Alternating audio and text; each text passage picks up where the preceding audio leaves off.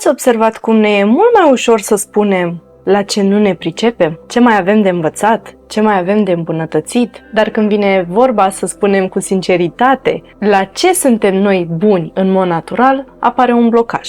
Dacă te regăsești aici, rămâi până la final pentru că astăzi vorbim despre aptitudini și de ce ne este atât de greu să le identificăm. Am 2 exerciții pregătite care te vor ajuta să identifici care sunt aptitudinile tale. Bine ai venit, eu sunt Oana Bușilă, sunt ACC Jungian Coach și în fiecare săptămână vin cu episoade care te vor ajuta în călătoria ta de transformare. Chit că îți dorești o transformare personală, chit că îți dorești una profesională. Iar episodul de astăzi face parte din seria Descoperă-ți superputerile și arhetipurile vocației. Pentru că vocația este în interiorul nostru. În ultimii 3 ani am auzit foarte des de la clientele cu care lucrez: Oana, eu nu știu la ce sunt bună, de fapt. Eu nu știu ce fac unic. Eu nu știu ce ofer valoros. Îmi vin toate părțile pe care le-am de îmbunătățit în minte. Însă mi-e foarte greu să spun ce fac eu bine cu adevărat. Și am înțeles că este un tipar comun. Și mi-am dat seama că și mie mi-a fost greu să identific care sunt aptitudinile mele. Aptitudinile sunt înnăscute. Toți le avem. Sunt lucruri pe care noi le facem cu ușurință. Le facem cu atât de multă ușurință încât noi nici nu le băgăm în seamă. Și în episodul trecut am vorbit despre vocație, mai degrabă ce nu este vocația. Și am expus că superputerile noastre formează fundația vocației.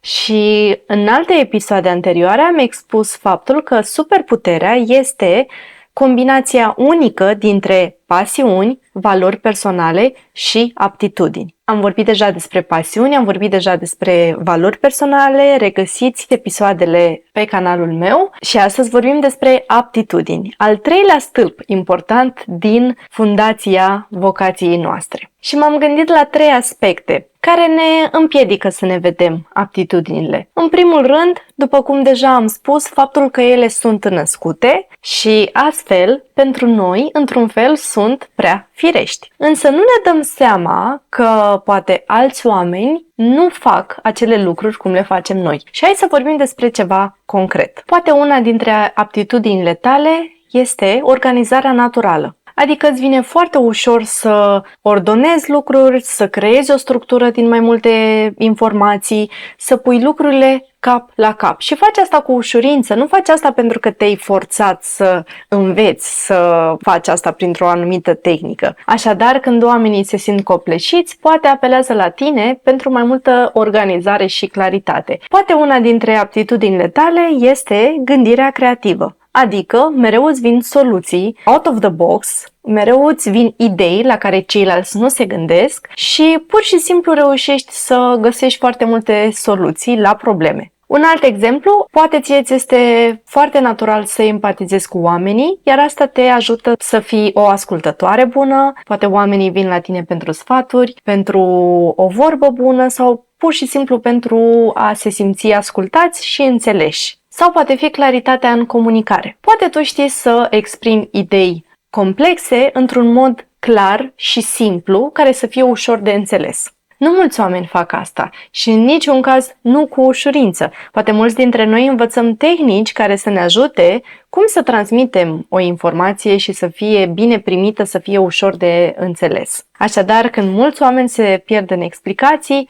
tu să spui lucrurile într-un mod concret, cu puține cuvinte și cât mai clar. Acestea au fost doar câteva exemple. Tu te-ai născut cu foarte multe aptitudini. Tu nici măcar nu le bagi în seamă și ai impresia că toți pot face ceea ce faci tu. Însă lucrul ăsta nu este adevărat. Al 2-lea aspect care ne împiedică să ne vedem aptitudinile ar fi că societatea în care trăim ne învață mai degrabă să fim atenți la ceea ce ne lipsește decât la ceea ce avem deja. Așadar, suntem mereu foarte atenți la ce trebuie să corectăm la noi, ce trebuie să îmbunătățim la noi, ceea ce ne lipsește și nu ne uităm cu atenție la ceea ce facem bine noi în mod natural, la talentele noastre înnăscute. Și de aceea ne este mult mai ușor să spunem ce defecte avem, ce mai avem de îmbunătățit, la ce nu ne pricepem, dar ne blocăm atunci când suntem întrebați: hei, tu ce faci bine în mod natural? Care este darul tău? Și al treilea aspect pentru care ne este greu să ne vedem aptitudinile este faptul că ne lipsesc oglinzile exterioare sănătoase. Și ce vreau să spun prin asta?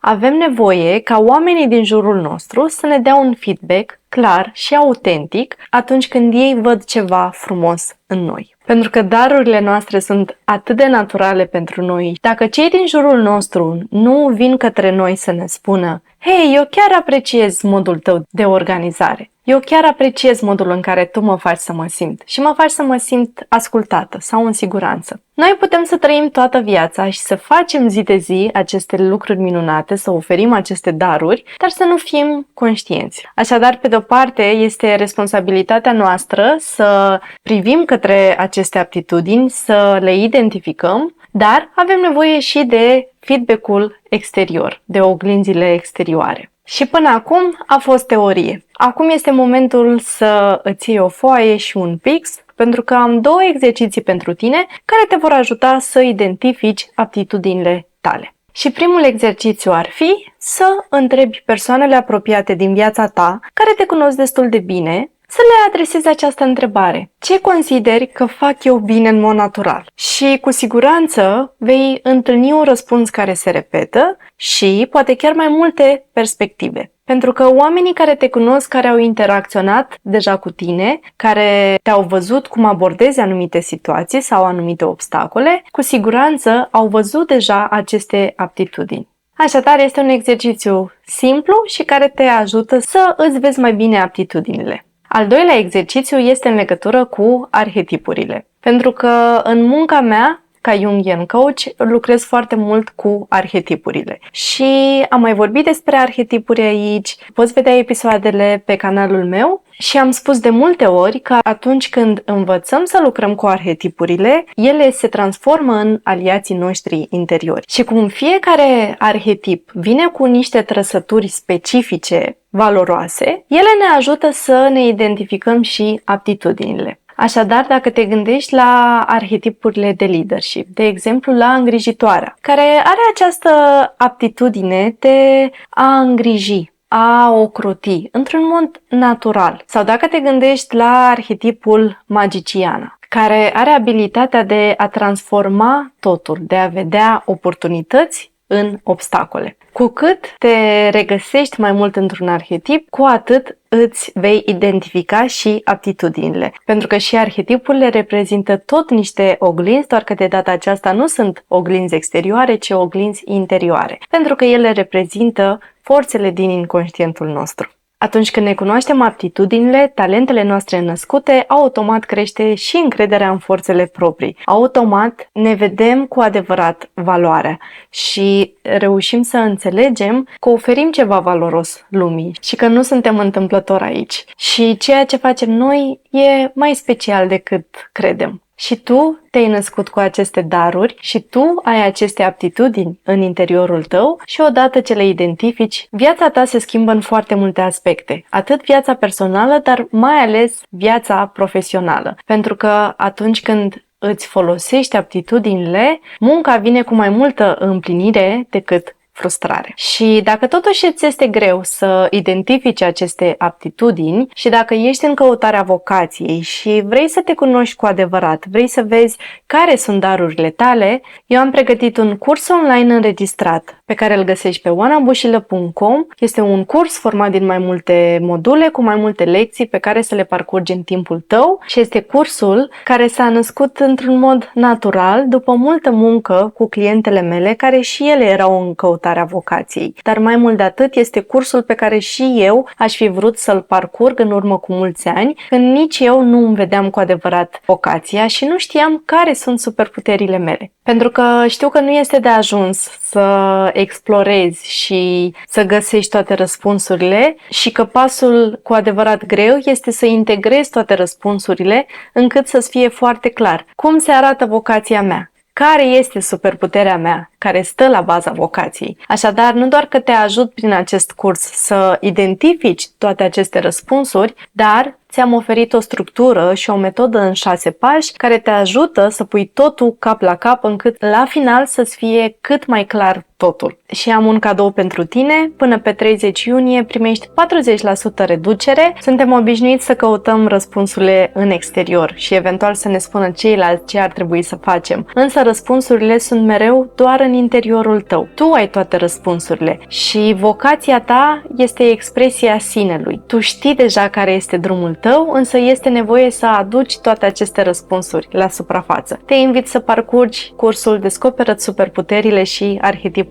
vocației. Și dacă ți-a plăcut episodul de astăzi, te invit și te provoc să lași în comentarii care este una dintre aptitudinile tale. Te încurajez să îți arăți aptitudinile mai mult în lume. Îți mulțumesc că ai rămas cu mine până la final și ne revedem și săptămâna viitoare. Dacă este vineri, este zi pentru un nou episod. Până atunci, îmbrățișează-ți superputerile din inconștient.